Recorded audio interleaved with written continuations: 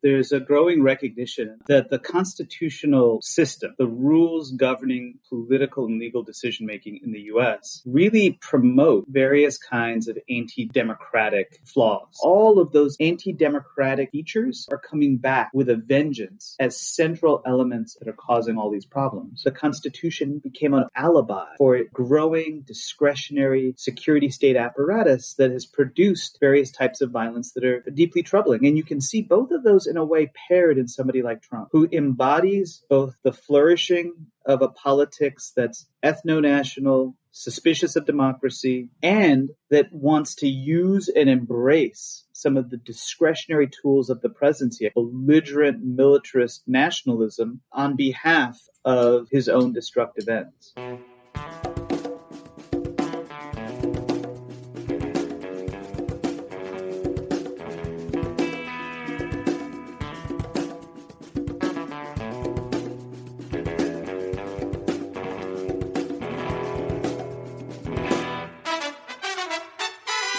Welcome to episode 208 of the Refuse Fascism podcast, a podcast brought to you by volunteers with Refuse Fascism.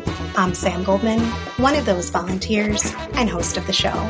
Refuse Fascism exposes, analyzes, and stands against the very real danger and threat of fascism coming to power in the United States.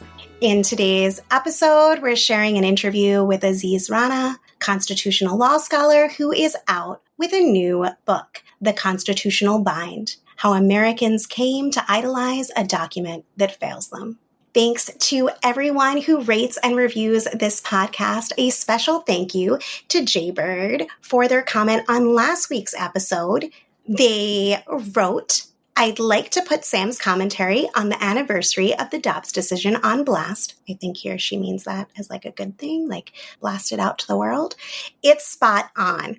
We've changed in 2 years. Too many accepting the unacceptable. They need to refuse fascism. I made that commentary into a TikTok. So if it resonated, give a like, comment, repost. Over on TikTok, you can find me, Sam Goldman, RF. One correction, though. Last week, I said 161,000 have been forced to travel out of state for an abortion last year. The actual number was 171,000, so my apologies. You know, our listeners are just the smartest. Off of last week's episode, Bill wrote us with this, quote, "In addition to originalism, the key right-wing doctrines the court is advancing are the quote-unquote major questions doctrine and the delegation doctrine and the ideology of quote-unquote dismantling the administrative state. The bump stock decision was basically the major questions doctrine, which says that the executive only has the power explicitly delegated by Congress," end quote. Along with, quote, "Sam, you need to address the Supreme Court's decision on mifepristone, which is being completely misunderstood as a victory. In reality, it lays the groundwork for a national ban.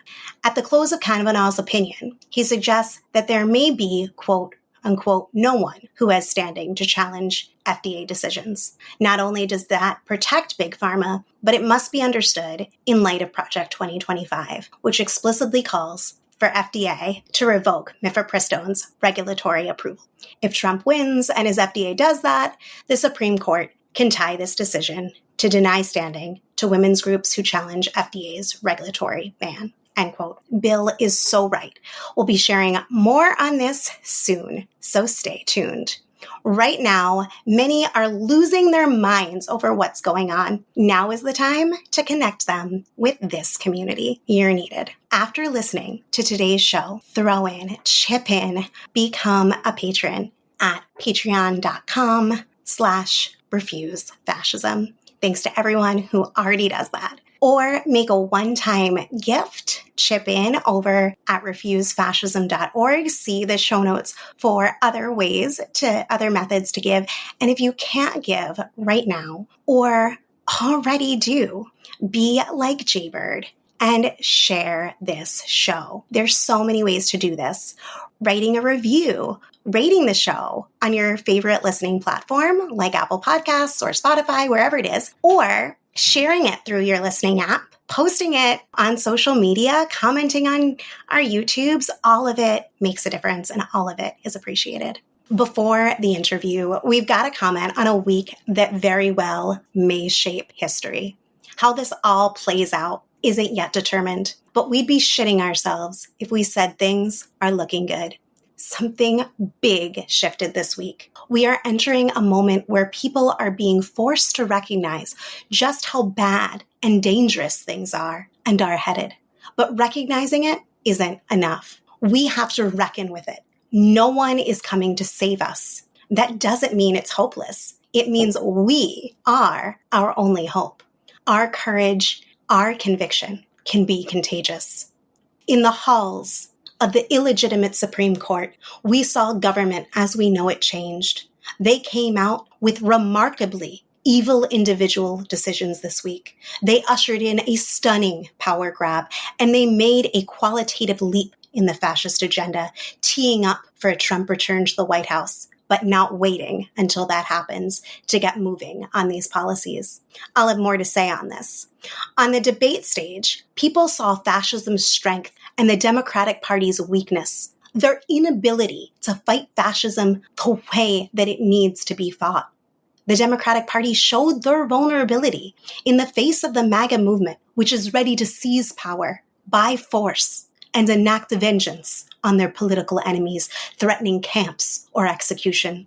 There is much buzz about Biden as an individual human failing in body and mind, but it's more that his performance was in fact representative of American democracy in 2024.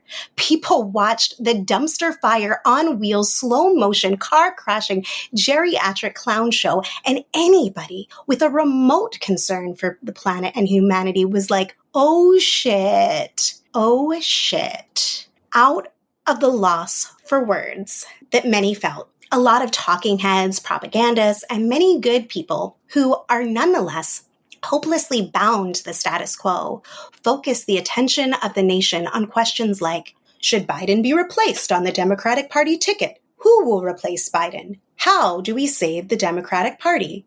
Or even, why was there no fact-checking?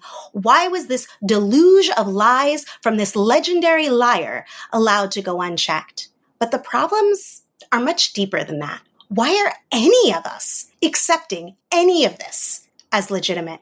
Why the hell was Trump raised up on that stage, given a podium from which to sharpen his fascist arsenal, his lies, his fanatical base of support, the private institutions like CNN that will enable this fascism through till their dying breaths, the fear and paralysis of the good people? Why the fuck are we acting like this fascist and this so-called opposition are legitimate? Like the mainstream media is legitimate. Completely illegitimate that the man who tried to overthrow the last election and establish himself as a fascist strongman, yes, that orange-hued maniac, Hitler-admiring Nazi, up on the debate stage as not just a legitimate candidate, but a frontrunner. Completely illegitimate. A man who is already responsible for the child separation policies, for the Muslim ban, for launching a violent coup attempt, for stacking the court with fascists, ending the federal right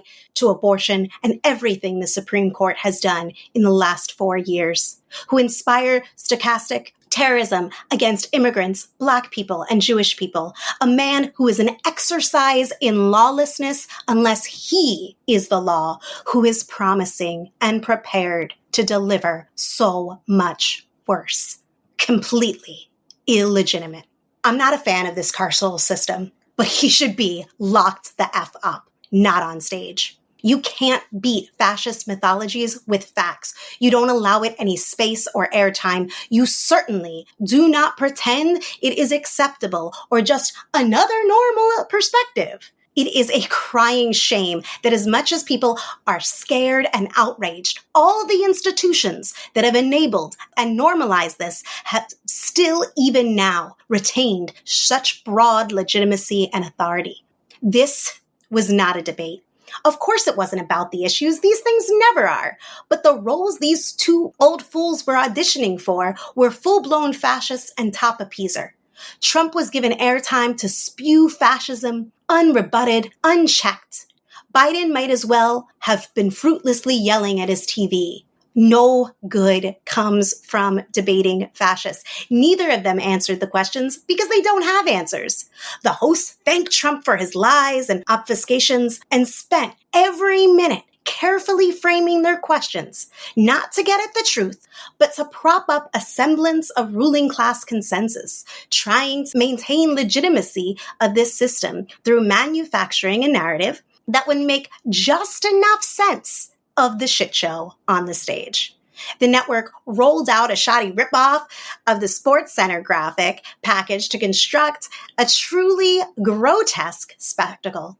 They took something like over 40 minutes to even mention Trump's attempted coup.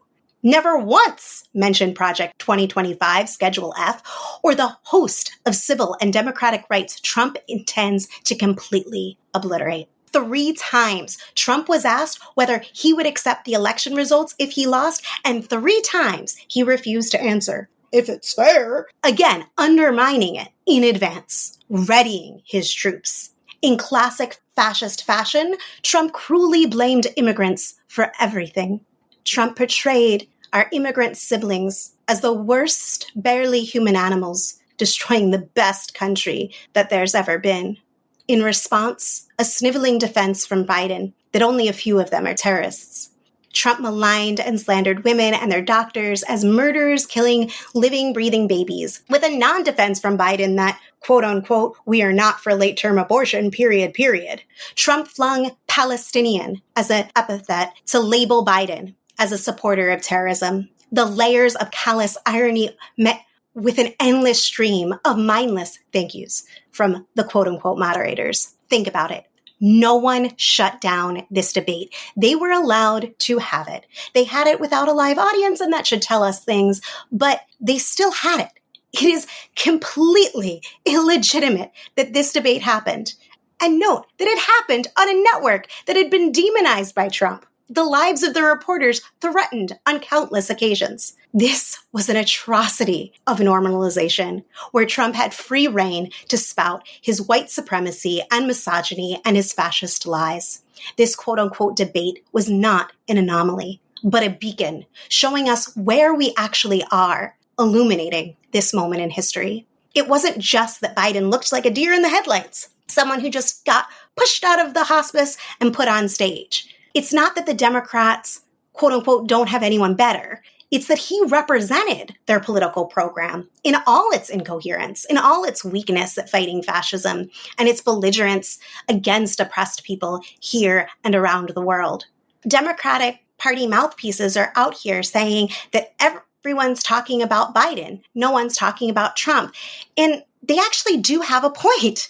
It was remarkable that all the major so-called liberal papers came out the next day calling on Biden to bow out, but not addressing the utter illegitimacy of Trump, not calling on him to do anything. In essence, reinforcing an utter inability to address the threat which they were accusing Biden of. It was remarkable that the Philly Inquirer was the only one to say, what about Trump quitting? Those Democratic Party propagandists have a point, but not a solution. They have a point precisely because these institutions and millions of people who frankly should know better by now are so tied into the notion that these are their only 2 options, that one of these will stop the other one.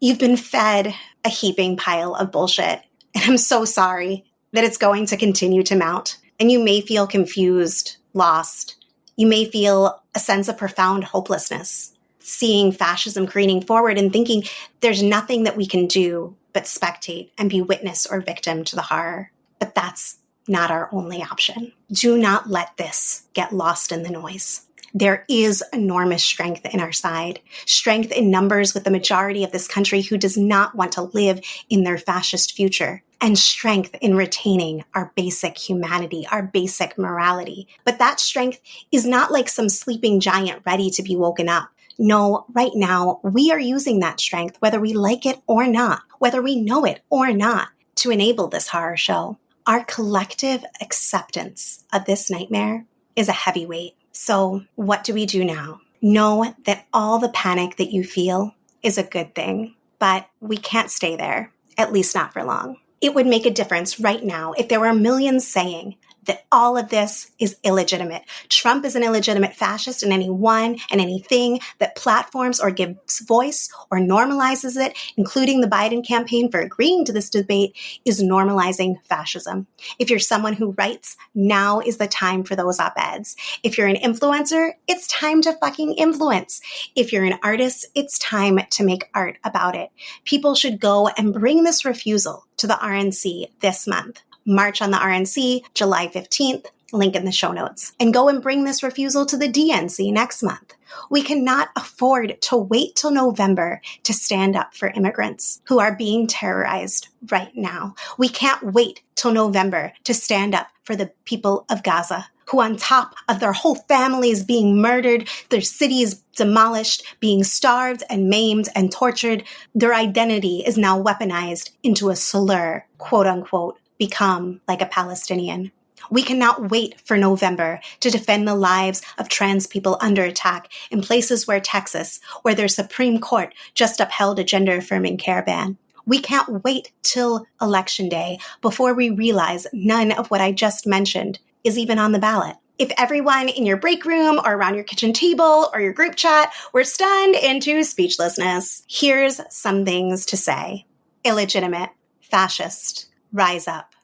And here's some questions to ask. Why is this happening? What does this mean? What role are we playing? And what is needed to change this dynamic? For anybody who wants to know why this is happening, what is actually happening, what this is a part of. For anyone who needs to understand the Hitlerian playbook that Trump's pulling from and the lessons we learned from the Weimar and Vichy governments. Anyone that needs to know the powerful forces that are shaping this moment in history, connect those people to this podcast. Use this show, this episode, and every other as a tool to propel discussion and action. Look at what people do all around the world when faced with tyrants, and don't wait till the last possible moment when we can no longer act. All that said, the debate was not alone in raising the temperature. The Supreme Court went well beyond their normal awful decisions this week and changed the way government functions with far-reaching implications in Loper Bright Enterprises v. Raimondo. To be sure, they also came out with a number of other decisions that could only be described as evil. They criminalize homelessness in a moment where the global dynamics of capitalism, imperialism are forcing people from their homes, ratcheting up violence and dissolving community resources on an unprecedented scale. They advanced a long crusade to legalize corruption and bribery.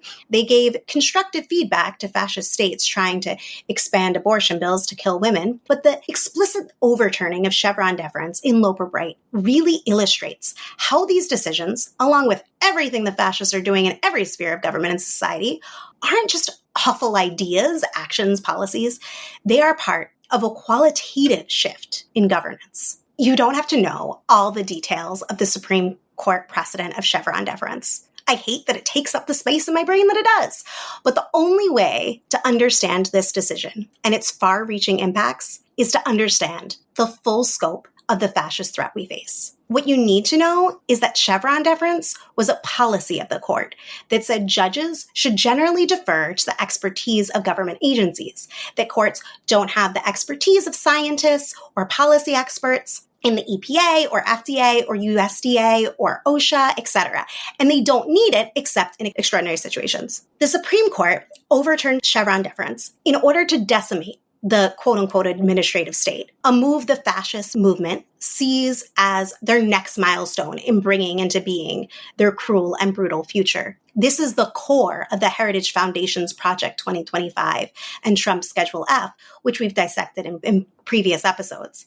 To categorically ends the government's role in providing a tattered rag of a social safety net, in regulating working conditions or any other aspect of industry and commerce, in addressing environmental concerns from pollution to poisons to climate change, to gear the FDA away from science and towards a fundamentalist reading of the Bible. Chevron deference is not some abstract philosophical tenet. The effects of this precedent is entirely dependent on the political circumstances and strategy playing out in the wider world. It was actually introduced as a legal weapon against environmentalists. Essentially, the court ruled that the National Resource Defense Council, a legal organization focused on protecting the environment, could not stop the EPA in a moment when that agency chose to enable polluters. It was developed to impede citizen oversight over federal agencies via the mechanism of limiting court oversight. What's changed? The political power and strategy of the fascist movement. See, back then, they were working on ending welfare as we knew it, expanding the death penalty, lifting regulations on businesses, quote unquote, limiting big government, etc. But wholesale destruction at the administrative state was a pipe dream few dared to entertain. Today, the fascists aren't concerned with the courts providing legal tools for concerned citizens because the fascists own the courts. The table is set. The forks are out. The maitre d' has the napkins a place across Trump's lap. The burgers are unwrapped. The filet mignon is ketchuped. On top of this coup de grace, this week, other rulings do deserve attention. SCOTUS's SEC ruling may have hamstrung a considerable amount of the federal government's ability to function, making a sweeping amount and variety of federal laws unenforceable. For more on this, see Ian Millhiser's article, The Supreme Court Just Lit a Match and Tossed It into Dozens of Federal Agencies, in the show notes. If you read the headlines of major newspapers, you'd have thought there was a major abortion rights victory from SCOTUS in their decision regarding the Emergency Medical Treatment and Active Labor Act. EMTALA. So let's reiterate what did and did not happen. The Supreme Court allowed a district court injunction against full enforcement of Idaho's abortion ban to go back into effect and the legal battle to continue to unfold. This is of important consequence in Idaho, where doctors can now provide emergency abortions, but this decision has no impact on the 6 more states that have abortion bans that clearly violate EMTALA, continuing to jeopardize the lives of women in those states. For example, the Fifth Circuit ruling allowing Texas to go directly against EMTALA and kill women in emergency rooms will stand. So to sum up, this was not a decision on the merits of the case, and the case is continuing in federal courts, likely to return to the Supreme Court in the fall. As Jessica Valenti powerfully stated, quote, "The dehumanization at the heart of this case remains. At the end of the day, this is about our lives being treated as political fodder and our freedom being dismissed with the bang of a gavel. That hasn't changed," end quote. I'll be talking this week with Aziz Ahmed, co-director of Boston University's law program on reproductive justice, to get into more about this case and abortion rights 2 years post-Dobbs. And I'll be sharing that interview soon, so stay tuned. Okay, other cases. Then there is their ruling in Fisher v. United States, where SCOTUS significantly narrowed the obstruction statute that the Department of Justice has used to prosecute more than 350 of the January 6th defendants. This could upend hundreds of cases in the immediate, opening the door to potential resentencing or retrials, while offering a preemptive shield should they wish to coup more effectively next time. Madiba K. Dennie, in her piece, The Supreme Court Chose to Throw January 6 Rioters a Bone, elucidated this, stating in reference to Roberts' court, quote, "With Fisher v. United States, he waved a magic wand to rewrite the statute's text in a way that should Donald Trump lose another presidential election and again attempt to do a coup, will make it much harder to hold future insurrectionists accountable," end quote. While making it harder to criminalize those engaged in the January 6th coup attempt, they made it much easier to punish unhoused people. In SCOTUS's Grants Pass ruling, they cleared the way for cities to enforce bans on homeless people sleeping outside in public places. And in a no surprise, really, the court, highly implicated in all sorts of bribery, greenlighted a corruption ruling that a federal anti-bribery law does not make it a crime for state and local officials to accept a gratuity for acts that they have already taken. And tomorrow, Monday, July 1st, we find out whether presidents are immune, can do crimes, or if they just have good friends that help them get free by delaying their cases but staying clean themselves. Even as we act now, we need to be preparing for the struggle ahead, one that it's clear will not end on Election Day. part of what that means is growing and strengthening this community that I'm so glad you're a part of, getting together on a footing to respond as needed. We can do that now by discussing and sharing the show in lots of creative and bold ways. I want to hear your ideas, so hit me up. See the show notes for how. With that, here is my interview with Aziz Rana. Welcome, Aziz. Thanks for joining me. Thanks so much for having me on the show. I appreciate it. You are a scholar of the Constitution, and you, in your work, argue that the Constitution has embedded the problems that gave rise to Trump. We could talk about the Electoral College, but also the power of the Senate, gerrymandering, the unaccountable and extreme power of the Supreme Court, and other components of U.S. democracy. And I was hoping you could talk more about this, how the Constitution itself laid the groundwork for the rise of a wannabe king like Trump. Or put a different way, what constitutional pathologies does Trump's ascendancy expose? There's a growing recognition, and honestly, you can just get a sense of this by reading the New York Times or the Washington Post, that the constitutional system, the rules governing political and legal decision-making in the U.S., really promote various kinds of anti-democratic flaws. This is everything from the Electoral College to the fact that, as a general matter, representation in the U.S. is really organized around geography through the states rather than the principle of one person, one vote. The Senate dramatically over and underrepresents specific parts of the country. We're moving toward a situation where 70% of the population is only in 15 of the states. The House, because of the ways in which districting is really set up at the state level, has all sorts of issues around gerrymandering. The structure of the presidency through the Electoral College and the Senate ends up then shaping who's on the Supreme Court. In the Supreme Court, you have justices, a very small number that end up serving for life. And then all of this is constrained by the fact that it's incredibly hard to amend the Constitution itself, far harder than other constitutional systems around the world. To really understand how this intersects with the rise of the hard right, I think it's important to actually push beyond thinking of this as just a question of the fact that Trump was elected despite the fact that he lost the popular vote. He was, in fact, a minority president. And so this was not a situation of quote unquote majority tyranny. It's minority power being amplified. The constitutional system has incentivized a particularly regressive turn within the Republican Party over the course of the last 30 years. I'd be happy to kind of dig into it and sort of work through that story if you'd like. I think that'd be very helpful.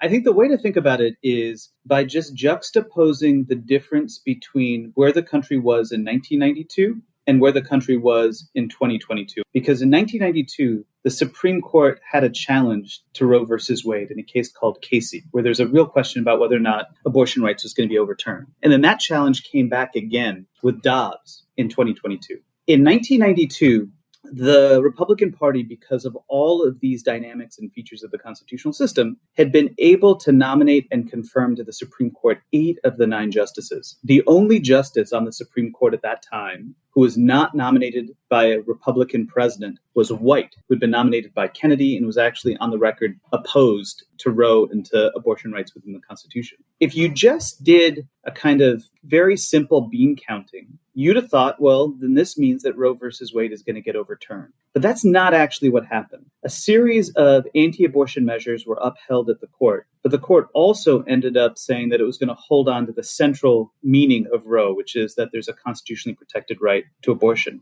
And the reason was because in many ways, in the 1970s and the 1980s, the Republican Party was the majority party in the country. It was politically ascendant for lots of different economic and cultural reasons. The 2 most popular politicians of the latter part of the 20th century were really Nixon, who wins a landslide re-election in 72, Reagan, who wins a landslide presidential election in 84. These were massively popular politicians from an incredibly populous state like California. What happened between 92 and 2022 is that the Republican Party really lost its majority status. Its ideas about the economy became far less popular. Its demographic composition was an intensely and overwhelmingly white composition, became increasingly out of step with the growing diversity of the country, as well as the cultural shifts when it came to issues of race and membership. In many ways, it increasingly embodied a smaller part of the nation, Where in 92, it can be a kind of big tent party that meant that you could have moderate Republicans nominated to the court. 30 years later, the party meant something very different. But here's where the constitutional system plays into it. That there was a debate, basically, within the Republican Party and the right generally about, well, how is it in a context in which you're losing touch with the society's majority, do you hold on to power? And there are two ways. You can hold on to power by leaning in effectively to the Big Tent, nominating people to the Supreme Court that are at the center of political gravity, so more moderate Republicans, trying to reach out to other demographic groups, recognizing that you're representing a shrinking part of the country. And so thinking seriously about the problems that affect different parts of the country, urban areas, for instance. But that's not what the Republican Party chose to do. It instead chose to lean into the fact that the particular structural features of the constitutional system that we've just described, the nature of the Senate, the way that the Supreme Court operates, the fact that it's very difficult to amend the Constitution, the fact that presidents can be elected as president without winning the popular vote, meant that you could actually hold on to power without broadening the tent. You could, for instance, have now multiple presidents elected that lost the popular vote. You could pack the Supreme Court with hardcore ideologues to ensure that your perspectives or positions can win long after those positions have any real strong popular base of support. And all of this, I think, gets expressed by the fact that now you have a supermajority on the Supreme Court of Republicans, 6 nominees, despite the fact that many of those were nominated by presidents that lost the popular vote and that are very clearly ideological extremists within the context of the broad range of American legal and political perspectives. And so when a case like abortion comes back to the fore, it's a case where you have the party and the court understand itself really as attempting to lock in perspectives that might not be able to win politically. In big picture, what this means is that the types of choices incentivized by the constitutional system's prioritizing of a minority perspective were choices that basically told leaders within the party that something like a broad-ranging, multiracial democracy is a kind of existential threat to their authority. And that what you need to do is use whatever tools exist in the constitutional system to hold on to power. And if those tools don't work, for instance, Trump actually just loses the election in 2020, then you can say that even elections are a kind of existential threat to the authority. In effect, it creates an incentive system that treats a type of white authoritarianism as something that is the only solution, either within the terms of the Constitution or even breaking from the law entirely to maintaining power. Now, it's not the only reason for the rise of Trump, but it's made it far easier for an extreme brand of authoritarian politics in the U.S. to emerge and sustain itself and be vibrant than it would be if we had a more functional structure of constitutional democracy. Sorry to jump out, but how was that as a response? That was great. It was thorough. It walked people through. And one of the things that it was also very accessible. Yeah. Okay, good. So we can continue. I just wanted to make sure that I'm not totally off one base. thing, I want to put a pin in this, and we'll return to it later in the conversation. But as you were talking, I was reminded of something that you had put in your book. You know, your book, this is not a surprise to you, is very provocative because it questions some of the biggest things that Americans hold dear. The audacity to question the U.S. Constitution and its history. And one of the things that you put really frankly and simply is, I'm going to quote it for people, quote, above all, the Constitution remains deeply undemocratic. Americans have a system that profoundly distorts popular sentiment, end quote. And there's another point where you basically just lay out that the U.S. is not and has not ever been a genuine democracy. And I think that these are very provocative points, and they're points that are not irrelevant to the conversation of what will it take to stop fascism. I want listeners to be thinking about that. You talked about some of the structures within the Constitution that give rise to Trump or Trumpism. Even if there wasn't Trump, there was a likelihood that somebody else would be in there doing the same thing for them. There are powerful interests and a whole movement backing Trump that's been indispensable to his success and the lack of accountability. But on another level, the majority of the country opposes Trump and everything he represents, yet all the key impediments to stopping Trump and holding him accountable are seemingly found in the Constitution. What is it about the Constitution that protects an individual like Trump and that bolsters the fascist movement he's leading? I'm just thinking about all the recent failures that people have seen, that people have invested, that it's all going to work out because we have impeachment, or it's all going to work out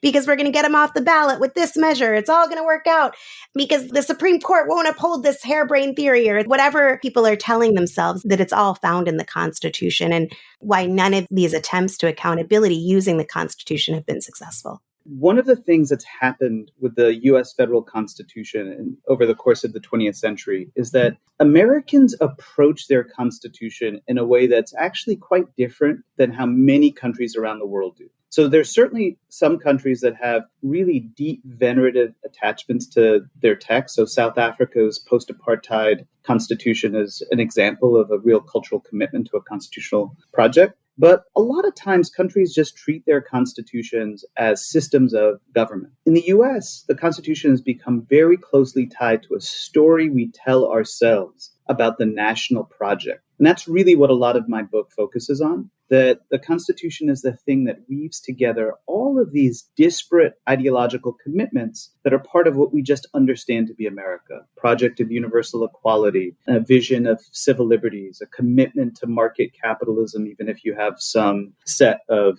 government regulations and constraints, a theory of constrained representative government, extensive checks and balances with a powerful Supreme Court, and all of this as a justification for American exceptionalism, for why the U.S. should have a kind of global power on the world stage. You take it together, it's a single cohesive ideology of what the American century has amounted to, even if each one of these little elements are really quite disconnected and can be separated. But what that's meant is that it's very hard for Americans to think of little c constitutionalism. In other words, a system of government in which nobody is above the law and in which individuals enjoy basic rights so that they can flourish independent of the type of discretionary power that the state might assert, or that, let's say, economic and business and racial elites might assert.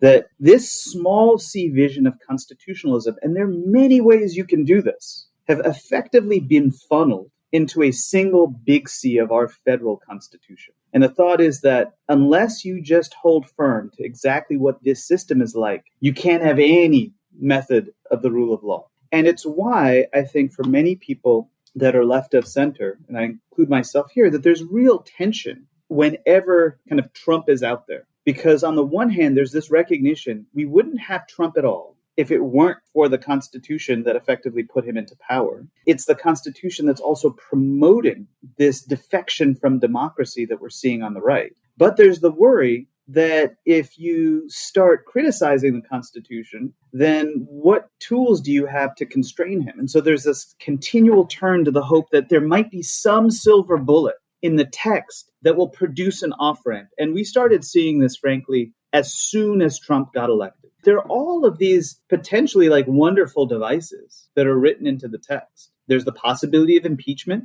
if you engage in really serious crimes that should be something that is effective and used. There are pieces of text like the emoluments clause that say that you're not supposed to be basically taking bribes and engaged in corruption from either domestic or foreign actors. There's the 25th Amendment that deals with the question about whether or not somebody that's sitting in the office is competent. There's the 14th Amendment that was a product of Reconstruction that says you take up arms, you engage in insurrection against the government, like, for instance, attempting to subvert an election and promoting the use of a revolt against the sitting government took place in Capitol attack in 2021, then there should be a process by which you get removed. So there's all of these bits of language, but they operate within a structural system that imposes a fundamental bind on whether or not any of them can be effective. Impeachment requires getting through 2/3 of the Senate, but the Senate is massively malapportioned. It so dramatically underrepresents the most populous parts of the country that it creates a permanent veto for the right over using that as a mechanism. So any kind of impeachment process dies there. emoluments clause. You might want to be able to sue Trump for acts of corruption, but it has to go back through the federal courts. And guess who runs the federal courts? Because you have a president that didn't win the popular vote that was still able to nominate and confirm 3 justices to the Supreme Court. Since 1968, Democrats have only been able to nominate and confirm a total of 5 justices to the Supreme Court. There has not been a Democratic president nominate and confirm as Chief Justice of the Supreme Court somebody since 1946. So the federal courts are basically packed with folks that are ideologically committed to the right. And so you can't expect the courts then to be able to serve as a basis for navigating the emoluments clause, the nature of the 14th Amendment, Section 3, that deals with removing people from running for office if they engage in insurrection. Effectively, there's this language in the text that folks want to hold on to because they're wary of giving up of the project of constitutionalism writ large, totally understandably. And they feel like, well, there are these tools there. But any effort to actually effectively use that text is checkmated by the structure of decision-making that's built into the system. And then I think a lot of left of center folks think, well, wait a second. It was through constitutional change that we got so many of the great things of the mid-20th century, from the Brown versus Board of Education, getting rid of separate but equal, to the Civil Rights Act and the Voting Rights Act, so that Congress was a tool for actually passing important landmark bits of legislation. But our moment is so fundamentally different than the world of the mid-20th century that kind of analogy back ends up being a type of almost like empty nostalgia for a country that's past, where we're still stuck with the structural devices that have these like profound impediments that they impose on our ability to address things today. Very helpful. I mean, I'm also thinking about the fact that you had mentioned that the world has changed since then, and that has to do with also the necessities that this empire faces now that they didn't face then as part of the world changing. It's also true and oftentimes overlooked the ways in which concessions get made being a product of fierce struggle and not something that is just offered up by the powers that be. But there's concessions made under the constraints of going so far, but stopping before it would compromise their fundamental interests and standing in the world. You're right. We haven't seen that in some time in a fundamental sense. Part of the difficulty that Trump presents and Trumpism is that it cuts against what many Americans just understand to be the meaning of the country. It's this story that I was mentioning that links together universal equality and rights protection and the U.S. on the world stage. But in a way, that's a story that's a really contingent product of dynamics in the mid-20th century between the 30s and the 60s. And it's a product of the New Deal and the fact that in the 1930s and 40s, the Democratic Party was able to access a very powerful labor movement that was able to bring massive supermajorities of working people to the polls to back their policies and so overcome these really intense veto points that exist in the constitutional system. That is an historically exceptional period. It's also tied to the conditions of World War II and the confrontation with Nazi Germany, and then the Cold War, where the U.S. was engaged in an ideological struggle with a profound political adversary that pushed left and right toward a kind of center, where the right in particular was willing to make certain types of compromises because of this view that both internationally and domestically, a lot rided on compromising in order to be able to confront the Soviet Union. And all of that was also taking place in a world that was decolonizing, where the U.S. was attempting to win hearts and minds with non-white peoples in Asia and Africa that pressed for the need to have policies that overturned segregation, that pushed toward voting and civil rights. That's a very particular conjunction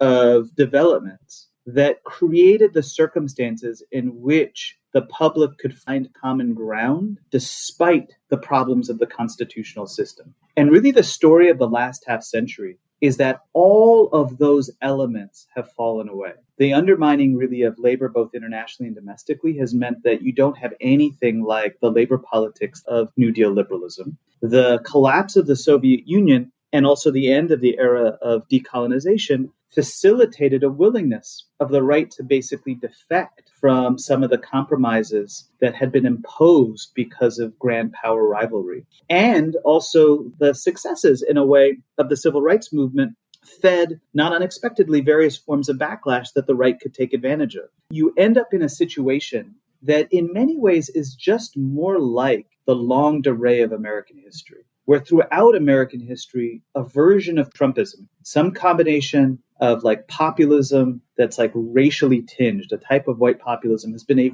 very, very powerful ideological formation. But it was contained by specific developments in the mid-20th century. And now we're living in a world in which it's just not contained anymore. And as in various moments in the historical past, you can think about the defeat of Reconstruction or even the era really of slavery in the early 19th century, that as at various points in the American past, the constitutional system aids and abets this powerful ideological formation.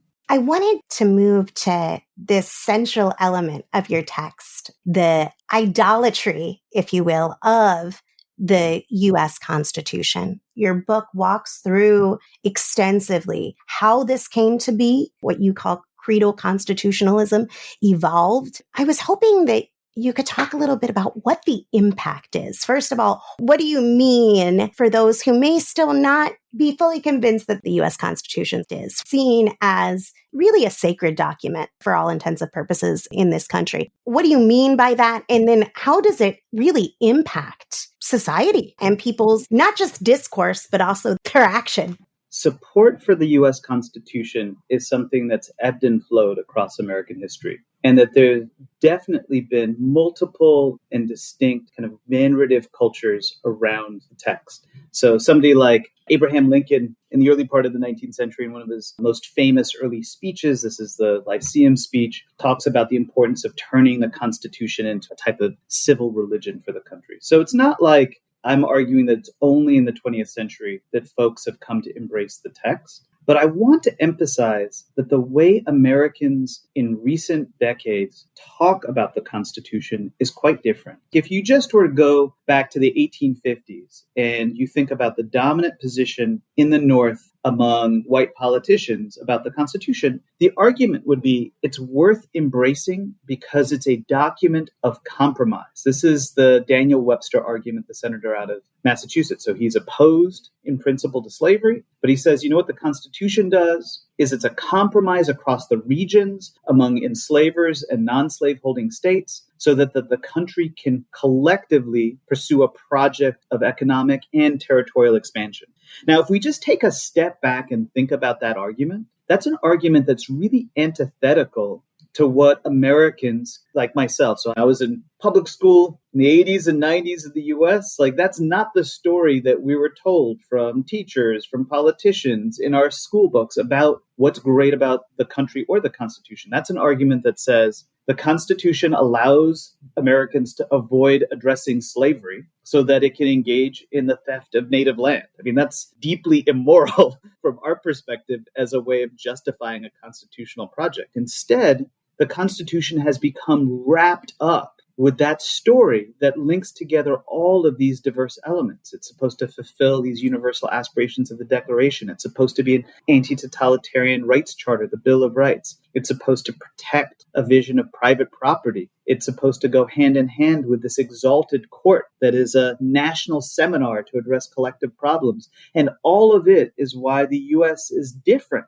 than the old European empires, why it's different than Nazi Germany or the Soviet Union, why it is justified in asserting global power because its interests are effectively the world's interests. That's a story that, if you kind of just tease it out, should be familiar to most of your listeners because it's the story that we all kind of grew up with and you just imbibed without thinking too deeply about it. And the Constitution is really at the center of explaining like what makes Americans and the American project different than just any other kind of European outpost in the non-European world or any other global power. So my argument in the book is that you cannot understand the rise of that story and the Constitution's cultural role without also understanding how the U.S. shifted in the 20th century. It moved from being a regional power in the Americas to a global hegemon, and a global hegemon at a time, again, of decolonization, where the European empires were collapsing, the world was becoming an increasing system organized around independent and equal nation states, white and non-white, this reclaiming of what had been an anti-slavery Civil War story of the country. This is the idea of the creed. This is what makes this constitutional story a creedal constitutional one. Became very central to how Americans understood their project. But this was not just cynical. And this is the plus of it, which is it was something that Americans deeply embraced and became a basis for many of the profound reforms that have transformed the nature of American society. It's deeply tied to the successes of the civil rights movement. And so brought with it all of these great achievements of the 20th century that are absolutely worth venerating. But it came with real flaws and drawbacks. Two that we've already sort of hinted at. One is that it came at the cost of failing to actually grapple with not the Constitution as a symbol, but the Constitution as a structure of decision-making, all of those anti-democratic features that now are coming back with a vengeance as central elements of our own kind of political present that are causing all these problems. And then the second thing is it papered over some of the structural inequalities of American society, the ways in which conquest of indigenous peoples, enslavement of Black people were really part of the story, and how, as a result, many of the elements of how American powers operated on the global stage has also kind of promoted forms of inequality and dependence. And so it's made it very difficult for Americans to recognize how the Constitution became an alibi for a growing discretionary security state apparatus that has produced various types of violence that are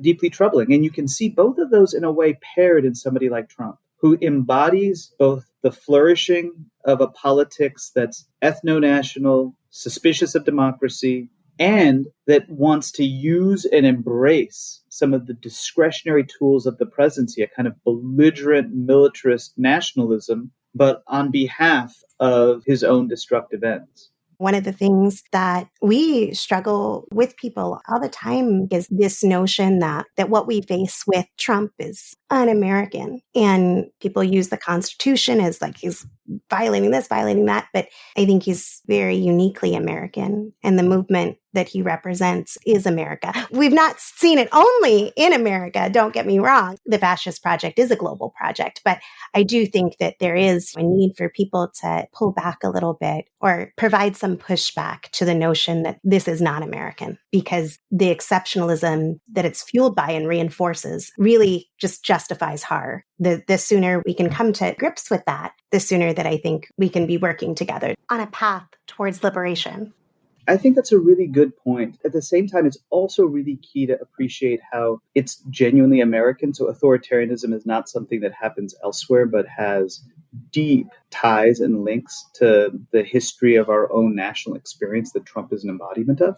But it's not the only thing that's American. My first book was called The Two Faces of American Freedom. And I really meant that as the U.S. has embedded within it a kind of history that's very closely connected to this notion that in order for some people to enjoy the benefits of what I called Republican freedom or freedom of self-rule, economic independence, political participation, there would have to be others that were subject to really harsh forms of control, either because you had to extract land or to use the coerced labor of, for instance, enslaved persons. But the American story, this is a kind of another parallel story, is the fact that across national history, there have been folks, both insiders and outsiders, that have attempted to think really seriously about how is it that you can universalize that account of freedom, make it equal and effective for everyone. And I think that that's basically still the struggle today. And it's been a perennial challenge in American life. And in a way, the worry that I have with some of the politics around constitutional veneration, so like hoping that you can turn back to the text to solve XYZ problem, is that it misplaces the source of hope. The hope is not that there's going to be a silver bullet in a particular bit of text, because the text, simply put, hasn't served us well. We can have a conversation about how and whether to change it. That's a very difficult question. But to me, more important than how and whether to change it now is to instead realize that the source of hope are the underlying principles that we want to actually be committed to, which is a principle of multiracial democracy and equal and effective freedom, and then invest in the movements and coalition building that can promote those goals. And that might require strategically using bits of text. Maybe there'll be a moment in which a part of the constitutional text can be strategically applied, but maybe it might require some fairly fundamental breaks. But as long as Americans, and here I'm really thinking of folks that are broadly we're on the same side of, as long as folks that are left of center kind of want to hold on to this like nostalgic vision of the country as just exclusively what it meant in like the 50s effectively, and to sort of venerate the Constitution as a way of venerating this official story, it's going to be really difficult to be able to distinguish between the stuff that actually gets us to the place we want to go and the stuff that in fact constrains our ability to do so. I think that that's exactly what we need to be propagating vastly. I wanted to return to a question that relates to our earlier conversation. You spoke somewhat to it in your answer to a previous question, but I've been wrangling with how the Constitution can be a document framework that is, my words, enabling the worst fascist impulses, but also be the thing that so many claim is the key to saving us. So many people are like, this is what we need to stand on. I mean, is democracy as it's conceived here in this society, is that the thing to be used as the platform? How is that? You have fascists who are moving to convention of the states their way out to a new constitution, throwing away the Constitution. So I guess maybe it's that people cling to something because it's under attack, and that's why people do it.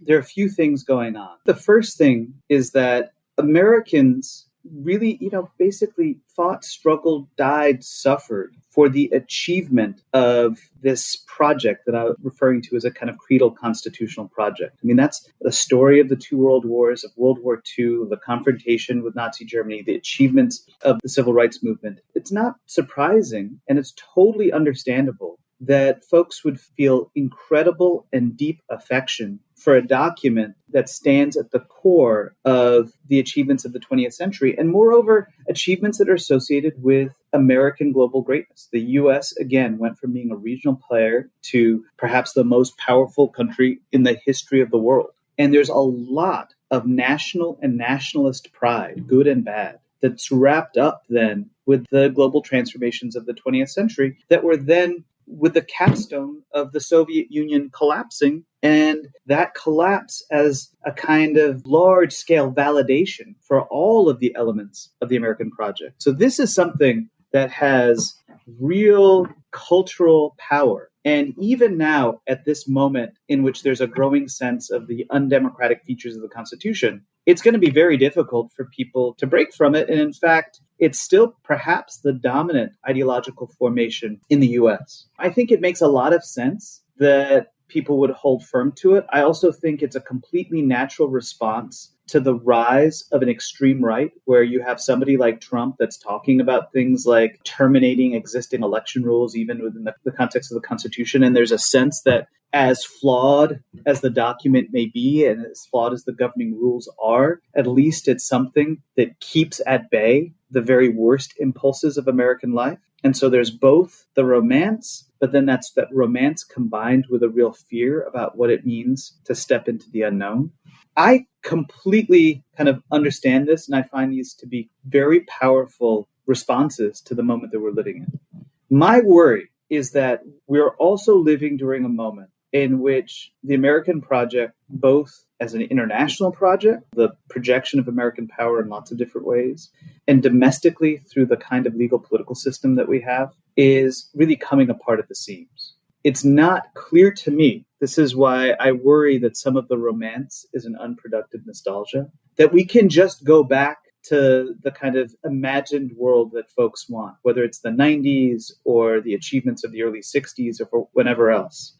And that means that the only way to get through this moment will probably require fairly extensive forms of institutional and cultural reconstruction, including democratic renewal. And that means changing the nature of how the U.S. operates overseas in a way that is far less, in my view, imperialistic. And I use that as the morally laden elements of saying that word. And then also really pretty fundamentally addressing our own domestic institutions. It's a scary thing because it means confronting the fact that we're in and we're going to continue to be in an era of political struggle where the outcome is not predetermined, but it's not clear to me that there's any alternative. Like just holding on to the story or holding on to the Constitution doesn't feel like it's an adequate solution. And here the Convention of States is a really good example, because what the right is thinking about right now is they have their version of constitutional veneration because of the ways in which the devices embedded in the system aid their political objectives and make it easier to be able to sustain power without having majority support. But even if we get to a moment when that's no longer possible, the views of the right are so unpopular that they can't sustain even control in the courts or the Senate, you have politicians that are imagining a different constitutional system where they would use kind of regressive state-based tools in the process of writing a new constitution that exists in the current constitution, to then have a document that would allow, for instance, a majority of states to be able to nullify any national policy in a way that really goes back to some of the worst features of the early 19th century and is deeply, deeply undemocratic. In that context, it just behooves folks, even folks that want to stay committed to some version of a creedal constitutional story, to think really seriously about large-scale democratic reform and to imagine, well, what type of coalition would make it possible and so confront the times that we live in. I worry that the difficulty of the moment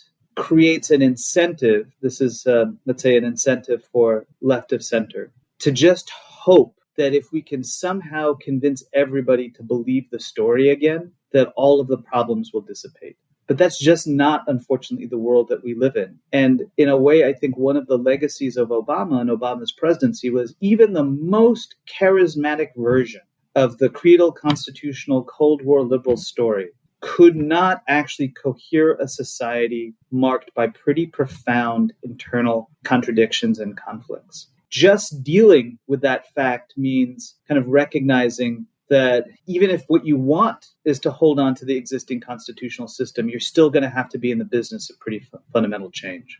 Reading your book and rereading some of the quotes from Obama about the Constitution, it's quite an important reminder. I had remembered the North Star comment, but there were others that you had lifted up in your text that it feels like a lifetime ago. What usually happens over the course of generations is like, whoa, that was last week.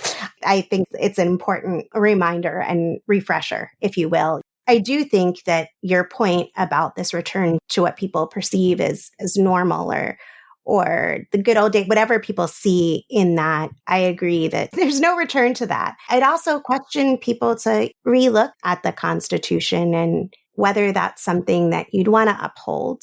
I think we use freedom a lot, but whose freedom that text represents. And the idea that we can have this equality for all, including people around the world, under this system of rule. I can't see it beyond a enshrining of exploitation and a tool for that.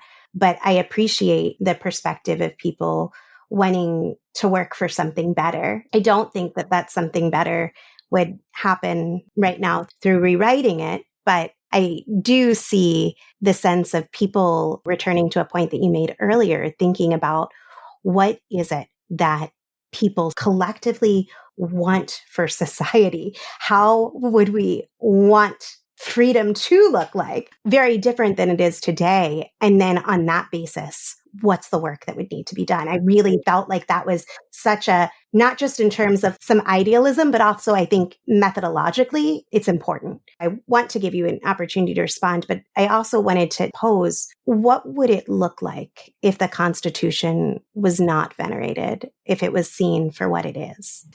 My own view is that there are many examples around the world of constitutional democracies that have different types of texts that I think are more consistent with what the needs of a multiracial democracy might be. Unlike the US Constitution, moving our constitutional order closer to a system that really sort of prioritizes social democracy by having the principle of one person, one vote at the center of representative institutions, that reforms the nature of the bench by expanding it, term limits, but also combining that with a simplified amendment process so that there are other avenues for majorities to be able to influence and shape constitutional politics rather than the bottleneck of this really all-powerful court that has provisions that are much more expansive when it comes to socioeconomic, reproductive, environmental, indigenous rights that are actually embedded in the text. So we can imagine a different constitutional system. There are plenty of examples around the world that would be preferable to ours.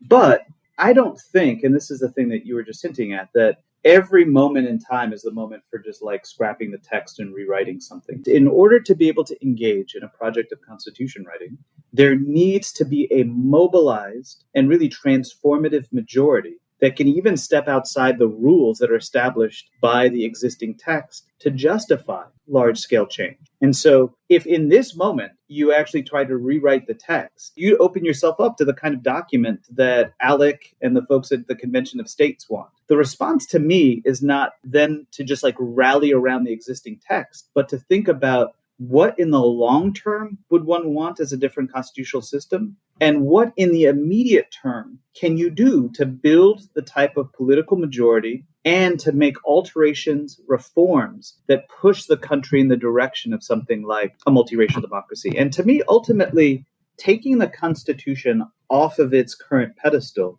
is really about breaking from the kind of nostalgia that we've been describing. I think that both right and center are kind of consumed by versions of the American past and by a desire to return to the American past. We see this in the story of originalism, the deification of framers, the idea that the best way to solve problems in the 21st century is to make assessments about what somebody might have thought in 1868, even before women had the right to vote, or in 1788, when the vast majority of people on the North American landmass, if you include women, indigenous peoples, Black people, had no meaningful rights at all. I mean, like, that's a really destructive way of thinking about the present, and yet it's all part of a kind of venerative culture. And then for the center, it's the veneration, again, of the post-war project in a way that's like sands in an hourglass, slipping away, and that cannot be reconstituted. It means thinking now of like, well, what is it genuinely for the future? What kind of constitutional project do we want?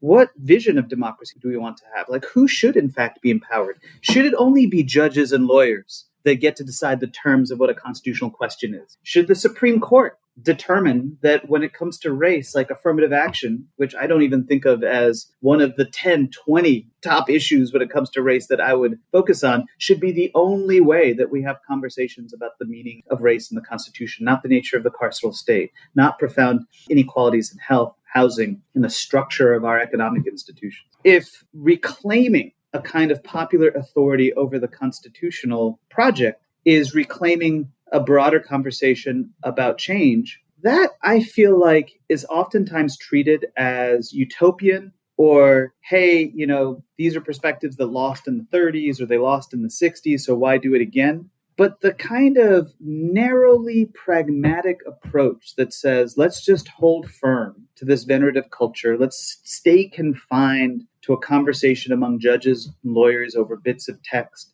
that's proven to be deeply unpragmatic in that it's left us bereft of a capacity to actually resolve our problems through our existing institutions. In a way, like, this is a moment to think big, because it might be the case that a kind of utopian imagination is not utopian in the bad sense. It's just the only way we're going to push forward. And here I'd say, as part of this, there's also a challenge to the left. And I think of myself as very much a person of the left. And the challenge is this. There's a way in which there's been a kind of excitement on the left about the fracturing of the creedal constitutional project since 2016 and since the rise of Trump. Because this thought that if this stuff fractures, if you can't actually invest in nostalgia, if you have to take the Constitution off the pedestal, or really the American project off its pedestal, then something necessarily better will take place. And I think what we're clearly seeing is that the organization of forces in American life, the weakness of labor and the institutions of the left. The rise in power of people like Trump, as well as of a billionaire class more generally, means that we're engaged in fracture and struggle in a context in which there are really like destructive possibilities that are out there that could occur as soon as November, but are going to be part of our medium to long-term future.